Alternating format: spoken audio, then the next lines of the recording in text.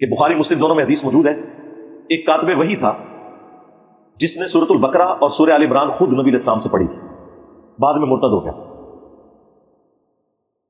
شیطان غالب آیا اور پھر اس نے یہ بکواس کی کہ نبی کو تو کچھ نہیں آتا، جو میں لکھ دیتا ہوں وہی ہوتی ہے۔ ایسے ہوتا ہے بھائی، یہ میں اس بات کا جواب دے رہا ہوں کہ بھی کاتب نے غلط بھی لکھ دیا تو چلتا رہا، اس طرح ہو سکتا ہے؟ نبی علیہ السلام نے کہا کہ زمین اسے قبول نہیں کرے گی، دفناتے تھے زمین باہر پھینک دیتی تھی۔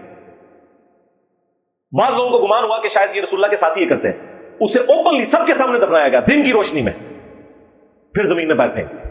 کئی دفعہ یہ عمل ہوا، پھر انہوں نے اس کی لاش کو باہر جانے دیا، ان کا یہ اب زمین میں نہیں جائے گا۔ اتنا بڑا مجرم کاتب وحی ہو کر مرتد ہوا تو رسول اللہ صلی اللہ علیہ وآلہ وسلم کی نبوت کے اوپر ڈائریکٹ اٹیک ہے، یہ معجزہ ظاہر کرنا ضروری تھا۔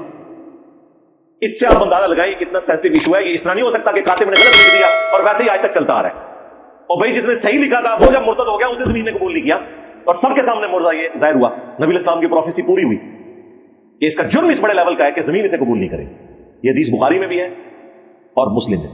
لہذا اس حدیث سے یہ بات بھی پتہ چل گئی کہ کسی شخص کا کاتب وحی ہونا بھی کوئی فضیلت نہیں ہے اگر اس کے اعمال درست نہیں ہے، ورنہ یہ تو اوریجنل کاتب وحی تھا جو خود نبی علیہ السلام سے پڑھا ہوا تھا، اس کا کاتب وحی ہونا بھی اسے کام نہیں آیا، جب مرتد ہوا تو فارغ ہو گیا، سیدھی سی بات۔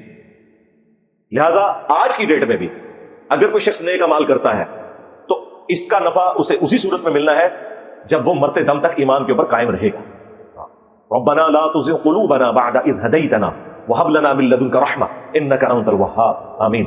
اللهم من احييته منا فاحيه على الاسلام ومن توفيته منا فتوفه على الايمان آمین۔